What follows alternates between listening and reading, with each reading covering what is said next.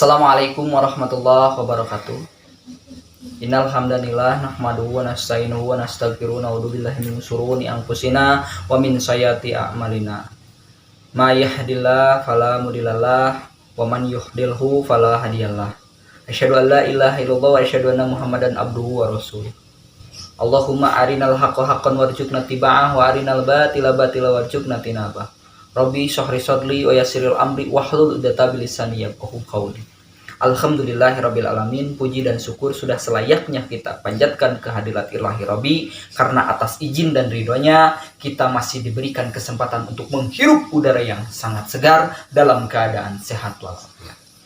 Salawat dan salam semoga Allah curah limpahkan kepada baginda alam, yakni Nabi Muhammad Sallallahu Alaihi Wasallam, kepada sahabatnya, kepada keluarganya, kepada tabiin tabiatnya, hingga kepada kita semua selaku umatnya. Mudah-mudahan Allah Subhanahu wa Ta'ala memberikan kenikmatan berupa kenikmatan lahir dan batin kepada kita. Amin ya Allah ya Rabbal alamin. Hadirin sekalian, peserta Sematren Ramadan online SMK Kesehatan Bakti Asyukur 2020 yang insya Allah diberkahi oleh Allah Subhanahu wa Ta'ala.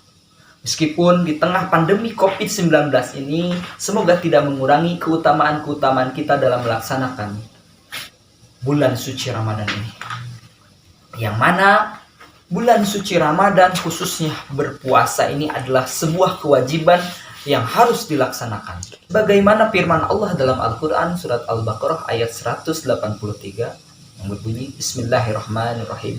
Ya ayyuhalladzina amanu kutiba alaihikumusiyam kama kutiba alal ladzina min qablikum la'allakum tattaqun.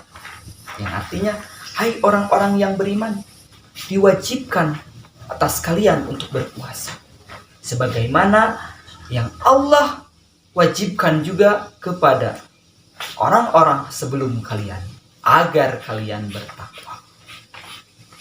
Karena kedatangan tamu yang sangat luar biasa ini, bulan yang agung, bulan yang diturunkan kepadanya Al-Quranul Karim, selayaknya kita sebagai kaum muslimin dengan bergembira menyambut bulan suci Ramadan ini.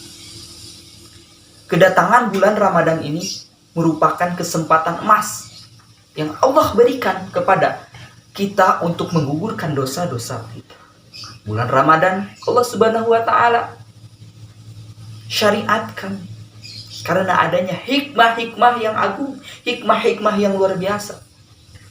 Salah satu hikmahnya adalah melatih kesabaran. Melatih kesabaran kita untuk menahan diri dari sesuatu yang bisa membatalkan puasa. Kesabaran yang dimaksud di sini yaitu kesabaran yang bersifat badan, di mana kita harus sabar untuk tidak makan, kita sabar untuk tidak minum, kita sabar untuk menahan syahwat dan jima. Ini sebetulnya kesabaran yang tingkat rendah. Sebagaimana para ulama mengatakan bahwa sabar itu terbagi menjadi 3 tingkatan.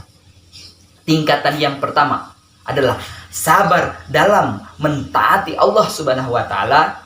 Tingkatan yang kedua adalah sabar untuk meninggalkan kemaksiatan. Yang ketiga adalah kesabaran dalam menahan diri untuk menghadapi musibah, lapar, haus, dan dahaga. Maka, kenapa Allah Subhanahu wa Ta'ala mensyariatkan hamba-hambanya untuk lapar selama sebulan setiap hari dalam bulan suci Ramadan? Karena di sana ada hikmah-hikmah yang luar biasa. Dan mari bersama kita berdoa di bulan yang penuh berkah ini, semoga Allah Subhanahu wa Ta'ala menurunkan salah satu hikmahnya, mengangkat bencana COVID-19 ini di muka bumi dan kembalikan alam semesta ini dalam keadaan baik-baik saja, sehingga kita bisa melaksanakan aktivitas rutinitas masing-masing. Amin ya Allah ya Rabbal alamin. Dalam kesempatan ini, peserta Sematren Ramadan yang diberkahi Allah Subhanahu wa Ta'ala, diamnya Bapak di sini untuk menyampaikan materi bukan berarti Bapak bisa, tetapi Bapak terpaksa ingin bisa. Dan izinkan Bapak untuk menyampaikan sedikit pemahaman yang Bapak ketahui tentang apa saja yang membatalkan puasa. Yang membatalkan puasa itu ada 9. Pertama, masuknya sesuatu ke lubang yang 5. Lubang apa saja? Mulut, hidung, telinga, lubang buang air besar, dan lubang buang air kecil.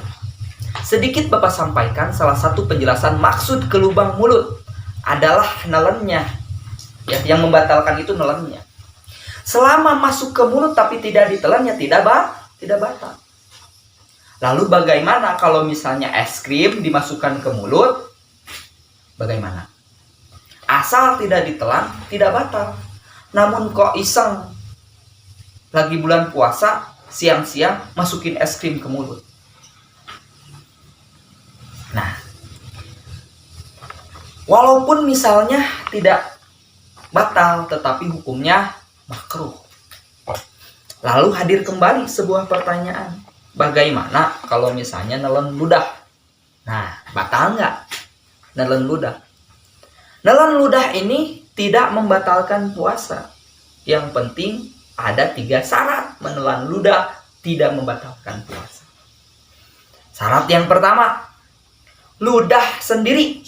Nggak boleh ludah orang lain ditelan ya. Yang kedua, ludah yang masih di dalam mulut. Jadi kalau misalnya nih ya, semisal ludahnya udah jatuh, nggak boleh disedot lagi, itu batal. Ya. Atau misalnya saking isengnya dalam seharian penuh ludahnya dimasukkan ke gelas, disimpan sampai penuh, dimasukkan ke kulkas, siang-siang diminum, batal. Ya. Terus yang ketiga, ludah yang seperti apa? Ludah yang tidak membatalkan puasa itu adalah ludah yang masih asli alias murni. Tidak tercampur, misalnya ludah tidak tercampur air kopi, ludah tidak tercampur air gula, ludah tidak tercampur es krim. Dan lain-lain intinya ya. Mungkin salah satu lubang yang Bapak sampaikan, lubang yang lainnya kita sampaikan dalam kesempatan yang lain. Lalu yang kedua yang membatalkan puasa itu adalah muntah dengan sengaja.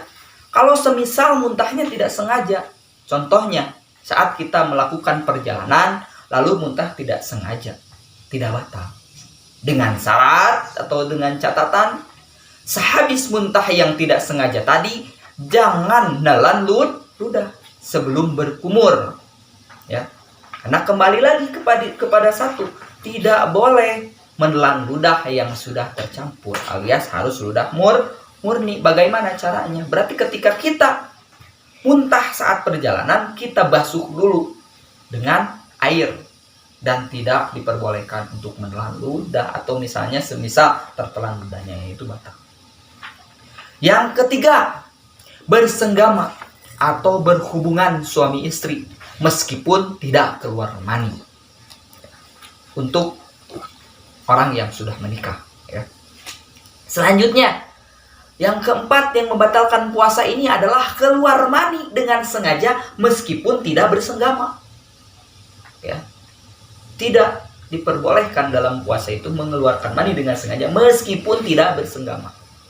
Yang kelima yang membatalkan puasa ini adalah haid bagi perempuan. Subuhnya sudah sahur, azan zuhur, keluar haid, maka batal puasa. Yang selanjutnya, yang keenam adalah nifas, selepas melahirkan. Yang ketujuh, membatalkan puasa ini adalah melahirkan bayi atau melahirkan calon bayi, misalnya keguguran dan sebagainya. Yang kedelapan yang membatalkan puasa ini adalah hilang akal. Hilang akal ini terbagi menjadi beberapa golongan. Yang pertama, gila. Semisal terganggu jiwanya yang mengakibatkan kegilaan meskipun sebentar lalu sadar lagi. Misalnya lagi asik ngobrol selepas zuhur, gila.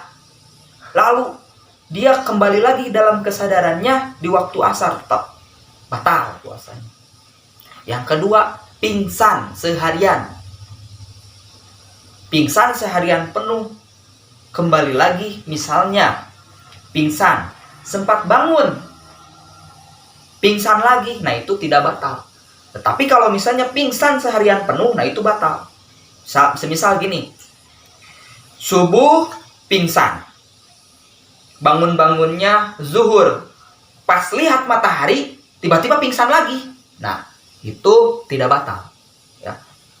Lanjutkan puasa sampai maghrib, maghribnya mudah-mudahan bangun. Kalau nggak bangun-bangun ya terus diperiksa itu pingsan atau gimana ya. Yang selanjutnya yang membatalkan puasa itu adalah murtad. Murtad itu yang seperti apa? Semisalnya mengatakan bahwa Nabi Muhammad adalah bukan Nabi, bahwa mengatakan ada Nabi setelah Nabi Muhammad, atau misalnya mengatakan Quran bukan wahyu Allah, merendahkan syiar, merendahkan adzan, merendahkan puasa, merendahkan surga, merendahkan neraka. Nah itu termasuk golongan orang yang murtad, dan orang yang murtad itu adalah langsung batal puasanya dan harus kembali lagi ke Islam dengan mengucapkan 2 kali syahadat. Mungkin itu yang dapat Bapak sampaikan. Sekian dan terima kasih. Mohon maaf apabila ada kekurangan, ada kesalahan. Begitupun Bapak masih belajar. Wallahu muwaffiq ala aqwamit thoriq. Wassalamualaikum warahmatullahi wabarakatuh.